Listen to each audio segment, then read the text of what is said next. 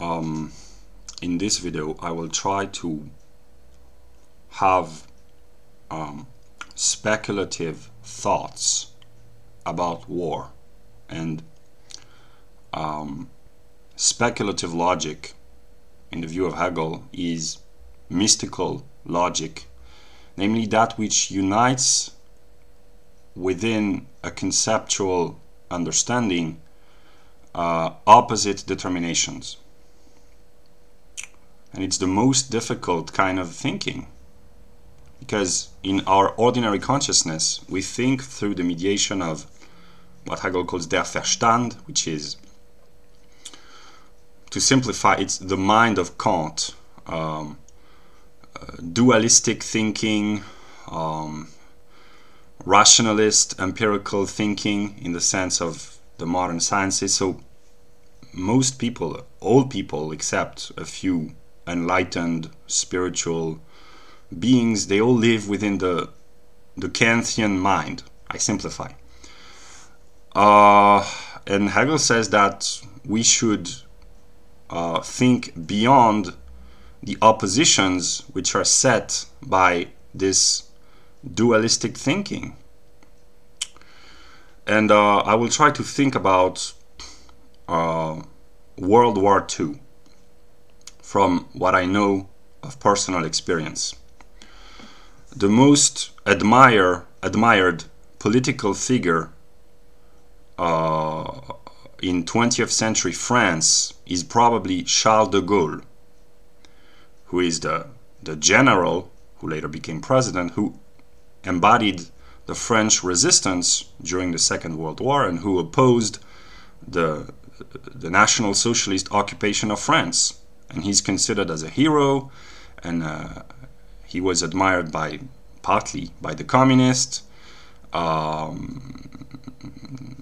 Today, the right wing admire him, and he's considered to be the last great French president by many people. And I know probably that the most admired political figure in 20th century Britain is probably Winston Churchill, who stood firm against Hitler. So both in France and England, the most admired historical characters of 20th century political history are those who stood against Hitler, who is in these countries the most despised individual ever, probably. So Winston Churchill would not exist as Winston Churchill without Hitler. Churchill would not have become Churchill if there had been no Hitler. And the same is true of de Gaulle. And I don't know how the American population envision the Second World War. I know that Roosevelt, Franklin Delano Roosevelt, is partly admired by the Democrats for the New Deal and for having implemented the beginning of the welfare state. So I know he's a respected Democrat president, but I don't know what the Americans think of him in terms of his involvement in the war against National Socialist Germany. And I don't know what the Americans think of Eisenhower, who I know was the general who partly helped defeat militarily Germany during the Second World War. I guess that Roosevelt is admired by the Democrats and by some Republicans also, and that Eisenhower is partly admired by the Republicans, I guess. But these two men cannot be thought of without Hitler. So the heroes of 20th century France, England, and America are heroes to the extent that they are not villains. and the villain of 20th century history is Hitler. And let me take another example. In the West, everyone loves Gandhi, and everyone hates British imperialism. But Gandhi would not exist without British imperialism. Everyone loves Martin Luther King, and everyone hates white America. But Martin Luther King would not be who he was without the racist white America. Everyone loves Nelson Mandela, and everyone hates apartheid. But Nelson Mandela would not exist without apartheid. So, from a speculative point of view, without villains, there would be no heroes. And everyone hates villains, and everyone loves heroes. And I had a thought. I am sure, I'm willing to bet, that there are some white democratic Americans who believe that Hitler is the most evil person ever, and who also believe that Republicans in America are Nazis. I'm sure that there is at least one person who believes that Eisenhower was a Republican and Republicans are Nazi, so Eisenhower was a Nazi, which is a kind of a twisted logic. Although he militarily defeated the National Socialist regime as a general, I'm sure that there are people who still dislike him. So I'm not sure, but that's a possibility. And in France, the Maréchal Pétain, who was a war hero of World War I, is the man who signed the peace treaty with Hitler when France was invaded, and who established the French state, which was a reactionary, right-wing, traditionalist state. And he's the most despised figure of French history in the 20th century by the mainstream.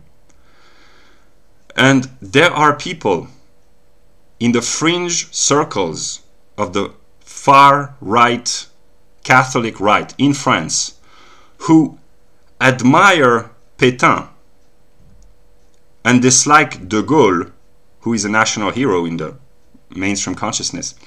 But at the same time, they despise Hitler. So they envision Pétain as being a man who resisted against Hitler. So they are far-right extremists without being National Socialists. That's very complicated, because there are not many National Socialists in this day and age in France. But there are a growing number of nostalgic of the Pétain regime in the far-right Catholic circles. That's a schizophrenic position. So, yeah. And, yeah. About Zelensky and Putin. Putin, from the Western perspective, is becoming the villain. And Zelensky, the more Putin is accused of being a villain, the more Zelensky, who opposes Putin, is praised as being a hero. And he's a former television comedian becoming a war leader. That's a dialectical process. And the more Putin is hated, the more Zelensky is loved and admired, and people feel a growing sense of brotherhood and a sense of self-righteousness, and they love feeling good about themselves for punishing morally Putin. So that's a very complex dialectical process, and the sense of self-righteousness grows proportionately with the sense of evil. And people, the more they hate evil, the more they love how good and self-righteous they feel about themselves. And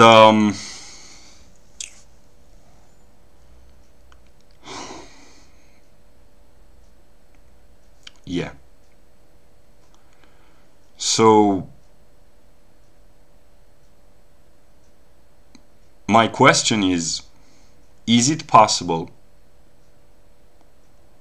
to have a situation in which there would be no war, no peace, no heroes, no villains, no good, no bad, just nothing? And some people say that God is nothing. But is it possible that nothing remained nothing without ever becoming? And I've read the beginning of Hegel's logic many times, and I understand how pure being is, because of its lack of determinations and lack of content and lack of anything to be thought or grasped about pure being. Pure being is nothing, is pure nothing. I understand that. But I don't understand how pure nothing is.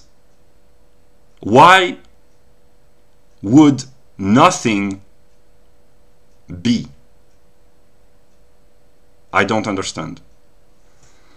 For me, it seems like a cheap dialectical trick to say that nothing is nothing, so nothing is nothing, so there is nothing in nothing, which means there is being in nothing. For me, that seems like a very cheap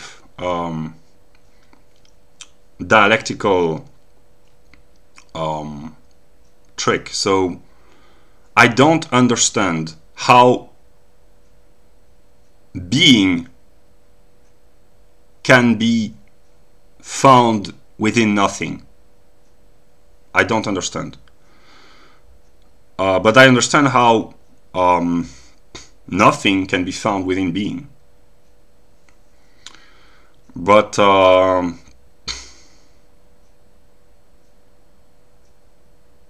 yeah.